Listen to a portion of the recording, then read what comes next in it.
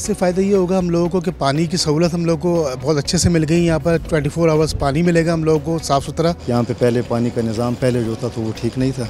अभी इसकी वजह से जो प्लांट की वजह से सब कैदियों को पानी भी साफ़ मुहैया हो रहा है। बहुत फ़ायदा है सर, हम वहाँ पे कूलर भर के ले आते हैं, यहाँ पे सब पानी पीते हैं।